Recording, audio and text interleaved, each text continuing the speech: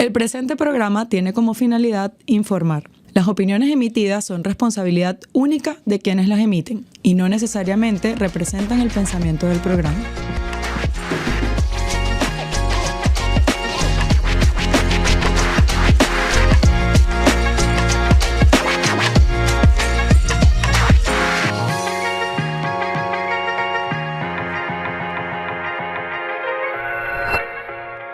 Este programa es presentado por Laboratorio IDULAB, Laboratorio Clínico La Trigaleña, Laboratorio Clínico La Viña, Laboratorios del Este, Pro Vacunas, Laboratorio Viñalab.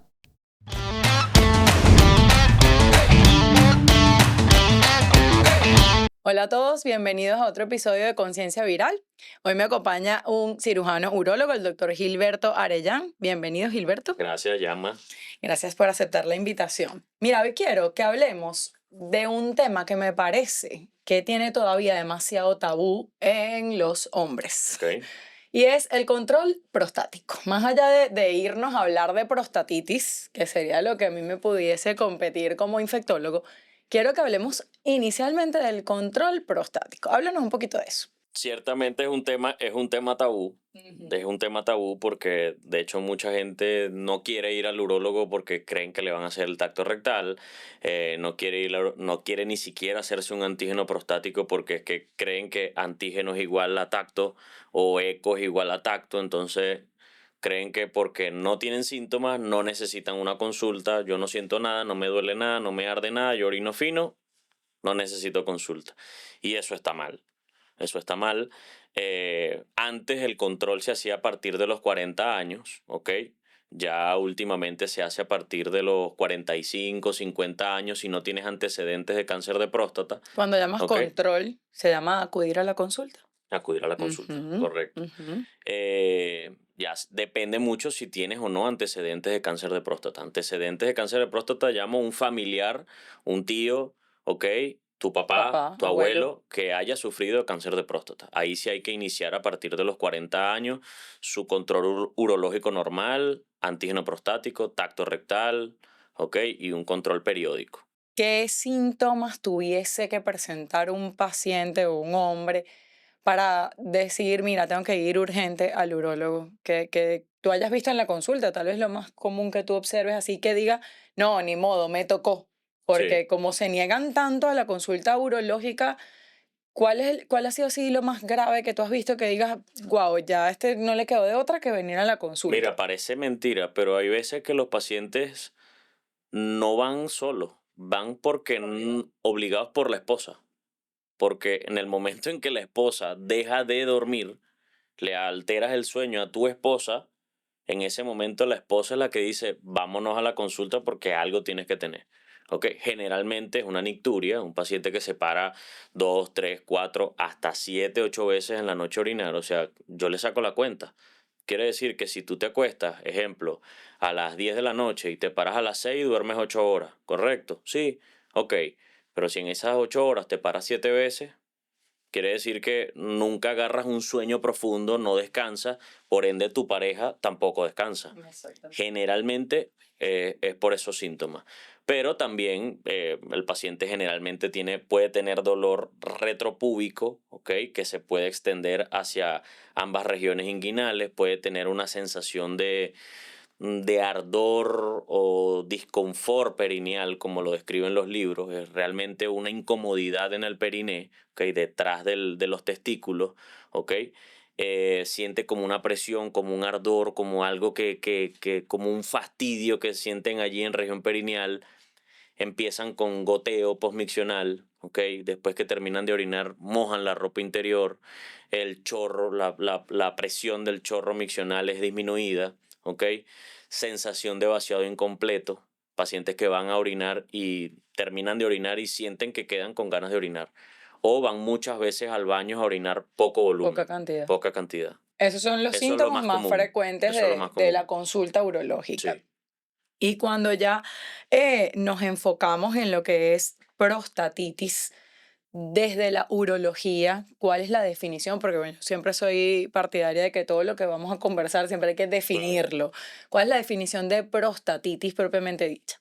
Mira, la prostatitis es básicamente una inflamación, ¿ok? Signos inflamatorios de la glándula prostática, que se van a traducir en síntomas, signos y síntomas urinarios, ¿ok? Van a repercutir generalmente desde el punto de vista urinario. Hay pacientes que no tienen ningún tipo de síntoma urinario, pero por lo menos cuando le haces la analítica, ven que el antígeno prostático está elevado. Ya eso lo hablaremos ahorita, pero también puede llegar a pasar que hay pacientes que cursan con prostatitis asintomática. Ajá, eso te iba a preguntar, que en muchos casos a veces es el valor del laboratorio que está alterado, pero el Sí, paciente está asintomático. Las prostatitis tienen causas también infecciosas sí, y sin duda causas no infecciosas. sí. Desde este punto de vista de etiología de causas infecciosas y no infecciosas, en consulta, ¿qué es lo que ves más frecuentemente? Quizás las no infecciosas, Ok. quizás las no infecciosas, porque como lo hablamos en el podcast anterior, em, los pacientes que generalmente tienen, bien sea hombre con mujer o sexo hombre con hombre, tienen relaciones anales, ¿ok? Eh, ese contacto con esos patógenos, con esos gérmenes que no son habituales, generalmente causan prostatitis. Generalmente causan prostatitis, que sería una causa bacteriana, Ujú, una lógicamente, causa infecciosa, una exacto. causa infecciosa. Esos pacientes no son la gran mayoría. Generalmente es el paciente que maneja muchos niveles de estrés, generalmente es el paciente que come mucho picante, que come comidas muy condimentadas, ingesta abundante de alcohol, de cigarro, refresco, que andan en moto, porque son una de las causas principales, ¿ok? Usar moto, caballo, ese tipo de cosas. Lógicamente aquí lo más común es una moto, ¿ok? Y sí es la causa no infecciosa la más común, por lo menos en mi caso. Exacto, en tu consulta. Sí, que lo que mencionabas, ya ahí el paciente pudiese tener más que todo uretritis Sí, en vez de exactamente. directamente una prostatitis. Ujú. Y bueno, si llega a una prostatitis sería como una evolución tardía Sí. o una de las complicaciones de la uretritis. ¿Cómo realizas el diagnóstico y cuál es el abordaje clínico que le dan como urólogos a las prostatitis? Mira, generalmente el diagnóstico es clínico. Ujú. O sea, generalmente el diagnóstico es clínico porque es un paciente que me han llegado también pacientes que ya vienen referidos de varios médicos, que ni siquiera el médico lo refiere a otro, sino que él mismo como que, Busca ah, otro. no, mi problema es de un internista. Va a un internista. Ok, no es de un internista. Mi problema es que necesito una consulta con un nefrólogo. Van con un nefrólogo. Ah, no, es que mi problema es que voy con un alergólogo porque debo tener alergia a algo que estoy comiendo. Y Sí, se están hacen mal exámenes orientados. habidos y por haber, y realmente no hay un examen que te diga tienes prostatitis. ¿Ok? Tú te puedes hacer un perfil 20, te puedes hacer ecografía. Lógicamente hay signos ecográficos que te van a a guiar a que ese paciente pudiera tener una prostatitis, ¿ok? También hay signos paraclínicos como la elevación del antígeno prostático, que puede ser una prostatitis, pero simplemente hay pacientes que en la ecografía no tienen nada, que el antígeno prostático está normal, todos sus laboratorios y toda la analítica, examen de orina, todo está normal, pero tiene los síntomas. Claro. Y el diagnóstico es netamente clínico. Bueno, aquí siempre yo pienso que debemos reforzar la semiología. Siempre, Lo que nos enseñaron siempre. en tercer año no es mentira. Esa es una Siempre de las nos materias dicen, más importantes de sí, la señor, universidad. sí, señor. El 80% de los diagnósticos se hacen Lo por sacas clínica. del, claro, Y si tú tienes un buen interrogatorio, diriges bien el interrogatorio y un buen examen físico, olvídalo que claro, ahí tienes es el así, diagnóstico, así no puedas tener es paraclínicos. así. Y bueno, aquí creo que podemos hacernos publicidad a los médicos venezolanos y Claro, por eso es que nos quieren tanto claro, en las claro, otras partes del mundo, tal cual. porque nos enseñaron precisamente a poder hacer diagnósticos y terapéuticas sin a veces tener las herramientas que en otros países sí tienen disponibles. Exactamente. Los estudios esenciales, bueno, pienso que ya los mencionaste, solo reforzarlo, tal vez el antígeno prostático, el eco prostático y en tal caso un examen de orina, pero es que una Siempre, prostatitis no va a siempre le tener un mando, examen de orina alterado, eso es lo típico. Nunca, casi nunca una prostatitis va a tener un examen de orina alterado. alterado. Pero es lo que yo le digo a los pacientes. Generalmente la consulta urológica son tres pilares fundamentales: la ecografía, el tacto rectal y el antígeno prostático. Exacto, es una triada ahí que no se puede separar. ¿Cómo pudieses diferenciarle a la audiencia prostatitis y lo que es conocido como hiperplasia prostática benigna o crecimiento prostático? ¿Cuál es la diferencia? ¿Cómo lo puedes diferenciar? Quizás, bueno, no quizás, es así. La hiperplasia prostática benigna es algo que va con el tiempo, ¿ok? O sea, va a ir creciendo Progresivamente. paulatinamente, progresivamente la próstata y los síntomas quizás son más alargados en el tiempo. Quizás es un paciente 40 y pico, 50 años, 60 años que te decía, bueno, antes yo me paraba una vez a orinar en la noche. Y bueno, eso fue hace como 2 años y ya ahorita me estoy parando dos veces. ¿Me entiendes? Es algo que es muy progresivo. Generalmente, y los síntomas urinarios, el chorro, la presión del chorro, el goteo, es mucho más alargado en el tiempo. La prostatitis es más rápida. Ok, más Generalmente aguda, los síntomas son más agudos, los síntomas son marcados. muy marcados y es, mira, yo estaba así, estuve en una reunión, estaba ingiriendo alcohol y al día siguiente me tranqué o empecé con los síntomas urinarios o comí un picante fuerte, estuve en un viaje largo, ok, aguanté mucho las Muchas ganas de ganas de orinar. orinar y de repente tengo esta sintomatología. Es Sí, así. es importante resaltar que la próstata es muy lábil a Sí, sustancias irritativas. sí, Todo lo que total. es alcohol, cigarro, lo mencionaste, el picante, las comidas muy Sí, sí, condimentadas, sí. es muy lábil a eso. ¿Qué papel juega el seguimiento a estos pacientes tanto con prostatitis como con crecimiento prostático? Es un papel fundamental, fundamental, porque eh, de lado y lado, porque yo tengo pacientes con prostatitis que no deberían acudir a una consulta urológica, no están en edad de acudir a una consulta urológica, Exacto, que uno no que, lo, esperarías que fuese que hasta lo control. hemos manejado en conjunto. Un paciente que lógicamente su causa no es la más común, pero ¿te acuerdas un paciente que vimos con un herpes Ujú. genital que cada vez que se le brotaba el herpes se le Ansiedad desarrollaba una clínica prostatitis? prostática, sí. Y es lo que tiene un paciente de 25 Veintipico de años, años. Ujú. 26 años, Sí, ¿ok? sí, sí, Que es claro. un paciente que en teoría a esa edad no necesita ir a una consulta urológica A menos que tenga al clínica. menos que tenga clínica. Entonces, generalmente es un seguimiento que tiene que ser muy importante porque depende mucho de la edad del paciente, depende mucho de los síntomas del paciente.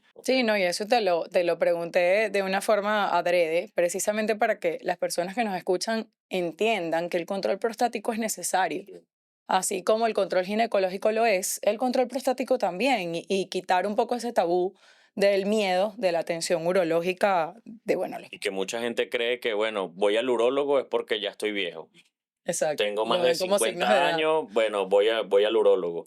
No, hay pacientes jóvenes que también van al urólogo. Exactamente, y no por Y no eso por eso, se ¿ok? le ponga una etiqueta Y o no algo. por eso ese paciente de menos de 40 años que tenga clínica de prostatitis, no por eso a juro hay que hacerle un tacto rectal, a juro hay que hacer, porque ese es mucho El el temor. miedo del paciente, sobre todo el paciente joven, ese tabú bueno, no voy a ir al urólogo, voy a buscar en Google a ver si esto me automedico, a ver si me tomo algo, porque bueno, esto se me debe quitar para evitar.